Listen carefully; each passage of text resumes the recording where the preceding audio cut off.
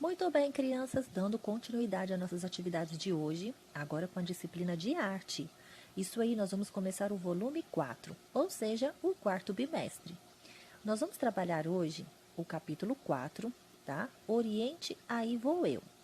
E aí, nós vamos trabalhar então as páginas 3 a 7. Então, vamos lá começar nossas atividades de arte. Muito bem, crianças, capítulo 4, Oriente, aí vou eu. Neste capítulo, você vai viajar pelo Oriente, aprender sobre tapetes mágicos. Olha só, vamos aprender então sobre os tapetes mágicos, como eles são produzidos, conhecer um pouco de música árabe e criar uma peça de teatro de sombras. Olha só que divertido que vai ser a aula de arte. Então vamos lá começar a conhecer aí mais sobre o Oriente.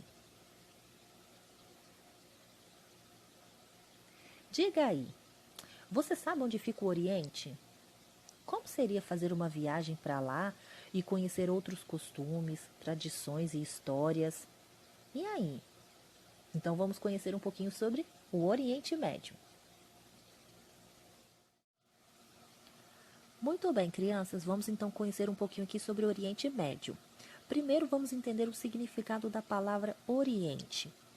Oriente vem do latim oriens, significa então a parte onde nasce o sol. Então, essa área geográfica abrange diversos países asiáticos e divide-se então em Oriente Médio, também conhecido como Oriente Próximo.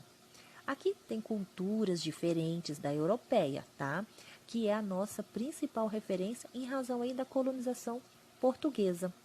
Então, olha só, o Oriente Médio é a porção do continente asiático localizada nos limites com a África e a Europa.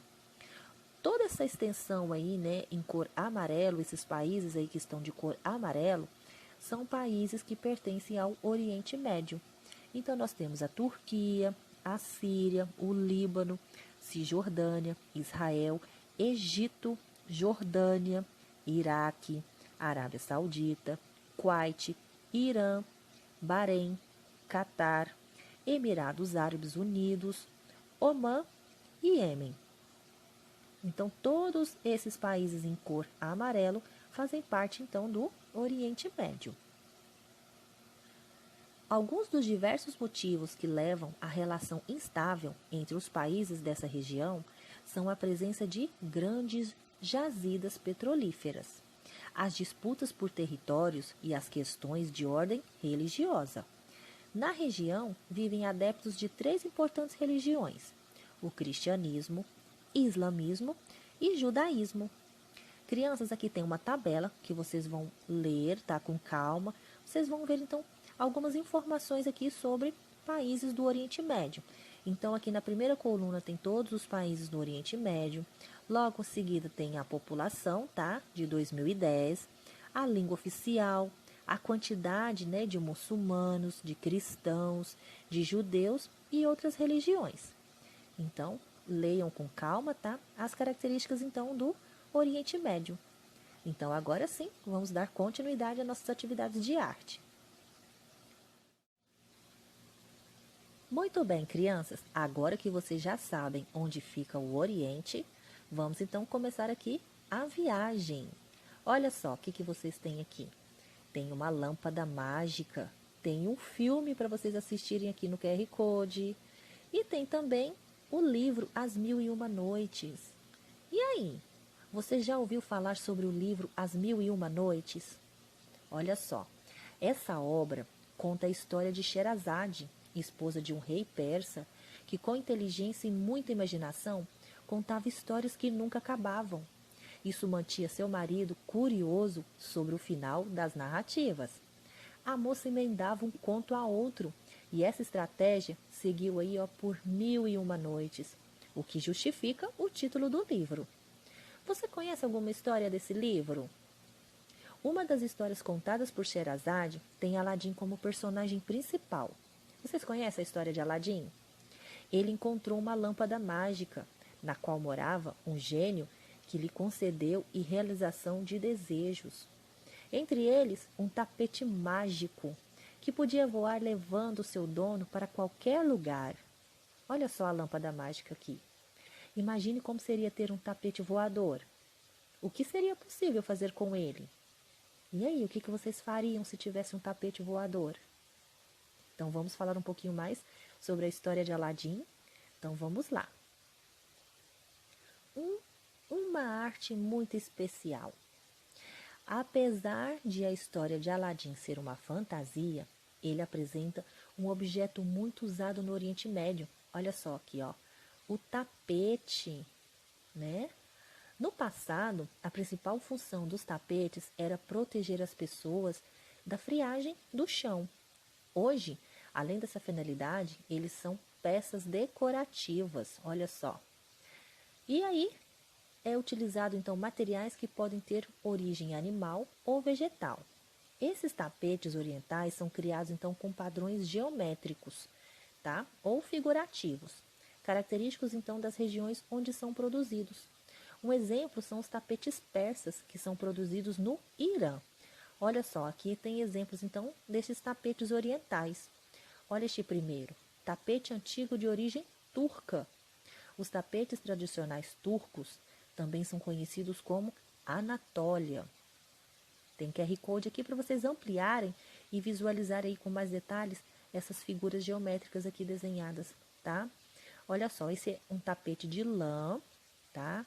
1420, é uma tapeçaria, tá? E está exposto então lá no Museu Metropolitano de Arte em Nova York, nos Estados Unidos.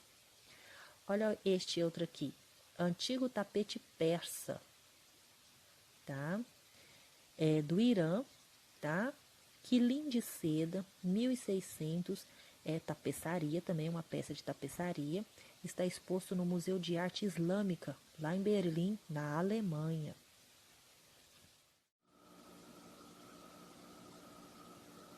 Observe os exemplos da página anterior.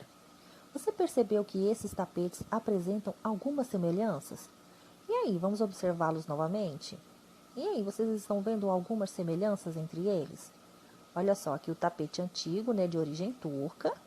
E este último aqui é o antigo tapete persa. Olha só como que é desenhado, então, né, o tapete persa. Aqui abaixo nós vamos ver, então, né, o esquema deste tapete persa. Olha só, os tapetes orientais do tipo persa apresentam uma estrutura típica, representada no esquema a seguir. Então, vamos ver aqui como que é a representação dos desenhos lá do tapete persa. Temos, então, a borda secundária externa, a borda principal, ao centro do tapete, um medalhão central. Em volta do medalhão central é o campo, né? Aí nós temos a borda secundária interna e temos os cantos. Olha só, vamos voltar lá para vocês observarem novamente. Olha só, ao centro vocês estão vendo aí o medalhão central, não é? Vemos também a borda secundária externa, a borda principal, borda secundária interna, os cantos, né? O campo que está em volta do medalhão central. Bem bonito, né? Crianças, vocês estão observando que são cores muito fortes, né? São cores aí bem destacadas, bem colorido mesmo os tapetes, tá? Sabe por que eu tô falando para vocês observarem bem aqui as cores? Porque agora chegou a vez de vocês brincarem aqui de ser tapeceiros. Olha só. Mas antes vocês vão assistir o RA. O RA tá muito legal. É uma brincadeira aqui com tapete voador. Olha só o lápis na mão. Como eu falei para vocês que agora vocês vão ser tapeceiros, vocês vão pesquisar diferentes tipos de tapetes persas, tá? Pesquisa na internet. Utilize o diagrama disponível no material de apoio para criar a estrutura de seu tapete. Use lápis de cor para colorir. Se não tiver lápis de cor, use giz de cera. Também dá certo. Mas caprichem na cor, tá? São cores aí muito fortes, são bem coloridos, tá bom? Faça aí um bom trabalho, tá? Faça então um bom desenho aí de um tapete persa. Muito bem, crianças. Os tapetes são feitos por meio de um processo chamado tecelagem. Olha só aqui uma mulher, então, tecendo um tapete, né? Ela está tecendo, então, num tear manual. Então, o que é tecelagem? tecelagem pode ser realizada de forma artesanal, em teares manuais, como está sendo realizado aqui por essa mulher, né? E também de forma industrializada. As industrializadas são realizadas em fábricas, utilizando então teares complexos. Com esse processo, então, são produzidos não só tapetes, tá? São produzidos também, são produzidos também diferentes tipos de tecidos. Olha só, então este daqui é um tear manual. E aí, vamos brincar também com tear? Então vamos lá. O nosso lápis na mão tá muito divertido, tá? Veja como é tecer uma trama simples. Olha só. Urdrume, tá vendo? Essas linhas, tá? O barbante que fica então no sentido da vertical é urdrume. As linhas que estão no sentido horizontal é a trama. Tá vendo? Com tear de papelão, experimente tecer com fios, fitas e lãs coloridas. Siga as orientações do professor. E aí, o que vocês acham então de nós construirmos um tear de papelão? Então vamos lá, as orientações. Muito bem, crianças, vamos então à construção do nosso tear de papelão. Você pode pedir auxílio a alguém da sua família para ajudar você a construir o seu tear de papelão. Então vamos aos materiais. Um quadrado de papelão de 12 centímetros por 12 centímetros. Um pedaço de barbante de aproximadamente 110 centímetros para o urdume. Fios coloridos em novelos ou pedaços de, pelo menos, 15 centímetros. Um palito de churrasco. Vamos então como fazer. Passo 1. Marque 12 partes no papelão, conforme mostra a imagem ao lado. Deixe uma margem de 1 centímetro no lado superior e inferior do quadrado e faça cortes diagonais conforme indicado na imagem. Passo 2. Faça um nó em cada ponta do barbante vertical. Em seguida, faça um pequeno corte nas laterais opostas para fixar o nó e prenda o urdume no papelão, traçando-o por trás das diagonais cortadas, passando sempre pela frente do quadrado e enlaçando a próxima diagonal no lado oposto, conforme indicado aqui na imagem. Passo 3. Com o tear pronto, inicie a tecelagem. A trama é produzida pela passagem da lã ou do fio de maneira alternada, pelas colunas de barbante afixadas no tear. Um clipe de papel pode auxiliar a condução da lã, como se fosse uma agulha.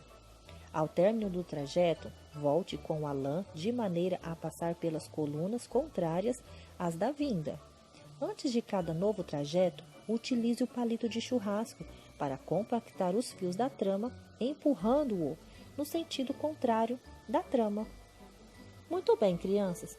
Terminado então aqui, repita o procedimento até alcançar o fim do tear. Para essa produção, use um fio de lã, de fita ou barbante de aproximadamente 1 metro. Retire o tecido do tear com cuidado e cole as pontas com a cola branca quando ele já estiver pronto. E aí, você traz essa atividade para mostrar então para os seus amigos aqui na nossa aula, na sala virtual. Bem legal essa atividade, não é? Muito bem, crianças, são as nossas atividades de arte de hoje. Façam aquelas que vocês conseguirem, tá bom? E aí, se tiverem dúvidas, a gente então conversa na nossa aula na sala virtual. Aguardo todos então na nossa aula. Até lá!